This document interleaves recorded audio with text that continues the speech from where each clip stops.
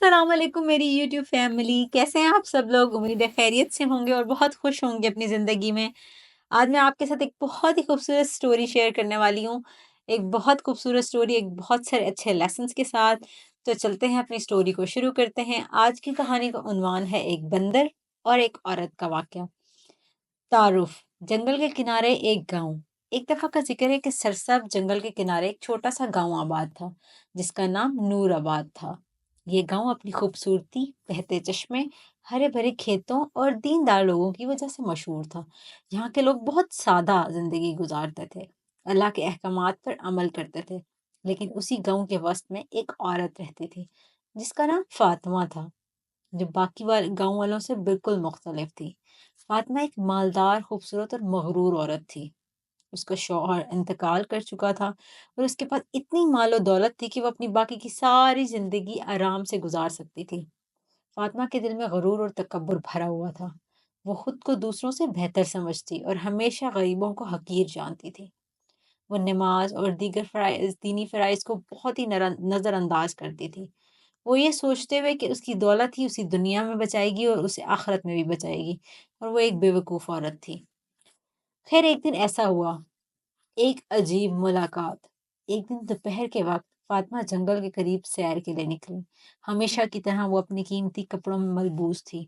सोने के कंगन, झुमके, बालियाँ और एक खूबसूरत कशीदाकारी वाली चादर ओढ़े हुए थी। जब वो जंगल के किनारे पहुंची, तो अचानक उसे एक अजीब और गरीब आवाज़ सुनाई दी।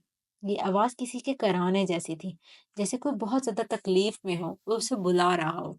तजस्सुस के मारे वो आवाज़ की सिमट गई। जल्द ही उसने देखा कि एक बंदर जाल में फंसा हुआ है। वो बंदर अपनी आज़ादी के लिए जाल से निकलने की कोशिश कर रहा है, लेकिन वो जितनी ज़्यादा कोशिश करता है, वो उतना ज़्यादा उस जाल के अंदर जकड़ा जाता है। फातिमा ने हमेशा की तरह नापसंदीदगी से मुंह बनाया और कहा, ये तो बस एक गंदा सा बंदर है, मुझे क्या लेना देना। वो वापस मुड़ने लगी, लेकिन अचानक बंदर ने उसकी तरफ ऐसी नज़र से देखा जो किसी इंसान जैसी लगती थी। एक लम्हे के लिए फातिमा के दिल में हमदर्दी का जज्बा जागा। उसे लगा शायद कोई इंसान उससे मदद मांग रहा है जो बहुत तकलीफ में है। वो कुछ देर के लिए रुकी, फिर उस आहिस्ता से दिल में बोला, चलो ठीक है, बस जल्दी कर लेती हूँ। फातिमा ने एक नुकीला पत्थर उठाया, वो जाल को काटना शुरू कर दिया। कुछ देर बाद बंदर आज़ाद हो गया। वो खुशी से उछला और फिर ऐसा काम किया कि जिसकी तवक्को ही ना थी, जैसा कि कोई इंसान ने किया हो। उसने अपना सर झुकाकर फातिमा का शुक्रिया अदा किया और अदा करने के लिए अंदाज में झुक गया। फातिमा हैरान रह गई, अजीब सा जानवर है। वो बुड़बड़ाई और वापस चल दी। लेकिन जैसे ही वो चलने लगी, बंदर उसके पीछे पीछे चलने लगा। चले जा यहाँ से, जान छोड़ भी दे मेरी, क्यों मेरे पीछे पीछे आ रहा है? फातिमा ने हाथ हिलाकर कहा, लेकिन बंदर ने उसकी बात को नजरअंदाज कर दिया और उसके साथ साथ चलता रहा, यहाँ तक कि वो गांव वापस पहुंच गई। बंदर का पुरअसरार रवैया।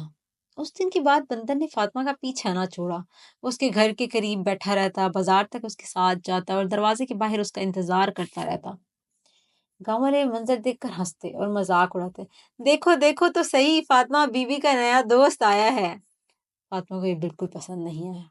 उसने बंदर से जान छुड़ाने की बहुत कोशिश की, बहुत तरकीब लड़ाई। कभी उस पर पानी फेंकती, तो कभी उसको डांटती, तो कभी उसको नौकरों से मार पड़वाती और कभी उसको नौकरों से कहकर कहती कि इसको भगा दें। लेकिन हर बार की तरह बंदर वापस आ जाता। वक्त के साथ फातिमा ने बंदर के अजीब और गरीब रवैये को महसूस करना शुरू किया। ये कोई आम बंदर नहीं लगता, इसकी हरकतों में गैर मामूली जहानत छलकती है। बंदर की तरफ से सबक आमोज वाकया। बंदर की तरफ से उसको, फातिमा को, 3 तरह के सबक आमोज वाक़ये मिले। जो पहला सबक था वो था मेहरबानी का सबक। यानी कि बंदर की हरकत इस तरह की थी कि उसने फातिमा को मेहरबानी का सबक दे दिया।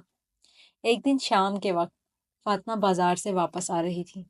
रास्ते में उसने एक भिखारी को बैठे देखा, जो बहुत कमज़ोर और भूखा लग रहा था। लेकिन हस्बे आदत, क्योंकि वो एक अमीर और मालदार और मगरूर औरत थी, उसने उसे नज़रअंदाज कर दिया और आगे बढ़ गई।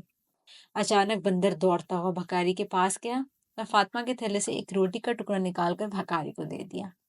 फातिमा हैरान रह गई, ये बंदर तो चोर भी है, ये तो चोर बंदर है। اس نے غصے سے کہا، لیکن اندر ہی اندر اسے شرمندگی محسوس ہوئی۔ اگر ایک بندر بھوکے پر رحم کر سکتا ہے تو وہ کیوں نہیں کر سکتی؟ اس رات فاطمہ سو نہ سکی۔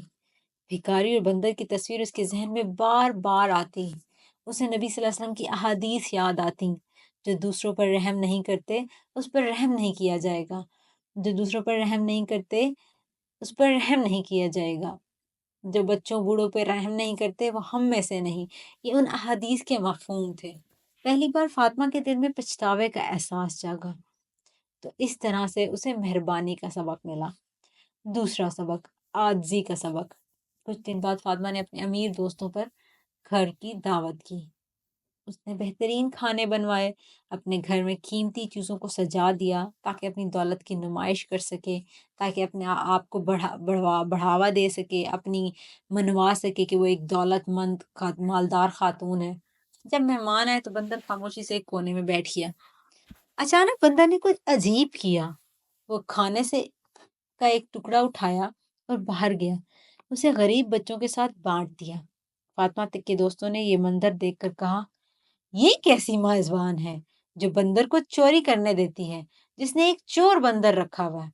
فاطمہ کو شرمندگی محسوس ہوئی، لیکن اس کے دل میں یہ بات گھر کر گئی کہ بندر نے اسے ایک اور سبق سکھایا، عاجزی اور سخاوت کا۔ اسے قرآن پاک کی ایک آیت کا ترجمہ یاد آیا، بے شک اللہ تکبر کرنے والوں کو پسند نہیں کرتا۔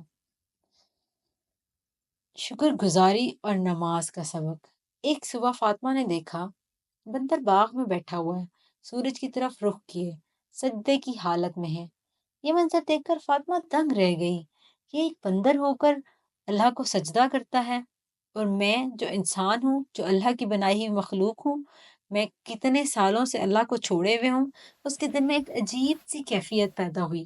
وہ برسوں سے نماز چھوڑ چکی تھی، لیکن آج اسے ایسا محسوس ہوا جیسے اللہ نے اسے یاد دلایا ہو، اللہ اسے یاد دلا رہا ہو کہ نماز کتنی اہمیت ہے۔ خیر فاطمہ کو تھوڑی سی شرمندگی ہوئی، اور اس نے شرمندگی میں فوراً اٹھ کر وضو کیا اور نماز ادا کی۔ نماز پڑھتے ہی اس کے دل میں سکون پیدا ہو گیا، اور اس کی آنکھوں سے آنسو روا تھے۔ رحم دلی کا امتحان۔ ایک دن فاطمہ اور بندر جنگل کے قریب جا رہے تھے کہ انہوں نے ایک یتیم بچے کو دیکھا جو بھوکا اور کمزور تھا۔ بچہ فاطمہ کی طرف امید بھری نظروں سے دیکھ رہا تھا، لیکن کیونکہ فاطمہ چاہے جتنے بھی اس نے سبق لے لیے ہوں، لیکن ابھی تک اس کے دل میں مال کی محبت تو تھی نا، اور وہ ہچکچا رہی تھی کہ میرے پاس یہی چند سونے کے سکے ہیں، اگر وہ میں نے اسے دے دیے تو میں کیا کروں گی؟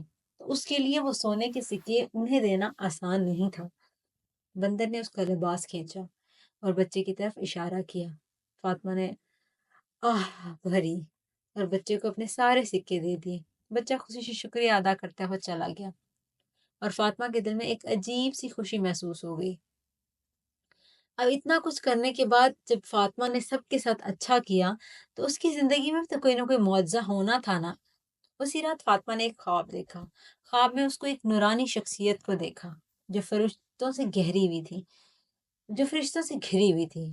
وہ شخص کہنے لگا، جس شخصیت کو اس نے دیکھا، اس شخصیت نے فرمایا، اے فاطمہ، اللہ ان لوگوں سے راضی ہوتا ہے جو رحم اور مہربانی کا راستہ اپناتے ہیں۔ تمہاری آزمائش ہوئی اور تم نے کامیابی حاصل کی۔ اچھے اعمال کرتی رہو، اللہ اور اس کے رسول کو یاد کرتی رہو، تمہیں دنیا اور آخرت میں عظیم انعام ملے گا۔ جب فاطمہ نیند سے جاگی تو اس کا دل اللہ کے شکر سے بھر گیا۔ تو یہ تھی کہانی۔ امید ہے آپ کو بہت پسند آئی ہوگی۔ اب جب کہانی ہے تو اس کا کوئی نتیجہ بھی ہوگا۔ تو اس کا ایک نتیجہ تھا، اس دن کے بعد فاطمہ کی زندگی بدل گئی۔ ایک نئی شروعات ہو گئی اس کی زندگی کی۔ وہ غریبوں کی مدد کرنے لگی، بھوکھوں کو کھانا کھلانے لگی، یتیموں کی امداد کرنے لگی، جانوروں کا خیال رکھنے لگی۔ وہ 5 وقت کی نماز پڑھنے لگی، وہ زکوٰۃ دیتی تھی، وہ عاجزی کے ساتھ زندگی گزارنے لگی۔ یہاں تک کہ اس طرح کے حالات دیکھتے ہوئے گاؤں والوں نے اس تبدیلی کو دیکھ کر حیران رہ گئے۔ انہوں نے اسے رحمت والی بی بی کہنا شروع کر دیا، اور اس کو اللہ کا دیا ہوا اتنا نوازا گیا کہ اس کو اللہ نے اتنا رزق دیا کہ وہ بانٹتے نہ تھکتی تھی۔ اور یوں فاطمہ کا ایک واقعہ ایک خوبصورت واقعہ بن گیا، اور اسے خوبصورت سبق بن گیا۔ بے شک اللہ احسان کرنے والوں کے ساتھ ہے۔ اس کہانی کا سبق، اس کہانی سے ہمیں یہ سبق ملتا ہے، یہ کہانی ہمیں مہربانی، دوسروں پر رحم کرنا، عاجزی، شکر گزاری اور توبہ کی اہمیت سکھاتی ہے۔ یہ یاد دلاتی ہے ایک چھوٹا سا نیک عمل بھی ہمیں اللہ کے قریب کر سکتا ہے اور ہماری زندگی کو بدل سکتا ہے۔ تو یہ کہانی اپنے اندر بہت سارے اسباق لاتی ہے۔ امید ہے آپ کو یہ کہانی بہت پسند آئی ہوگی۔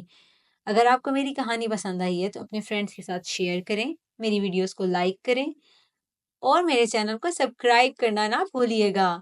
ساتھ ساتھ بیل آئیکن کو بھی پریس کر دیں تاکہ میری آگے والی ہر کہانی کو آپ تک آسانی سے مل جائے اور آپ آسانی سے اسے دیکھ سکیں۔ ملتے ہیں اگلی ویڈیو میں ایک نئی کہانی کے ساتھ، تب تک کے لیے اللہ حافظ، بائے بائے۔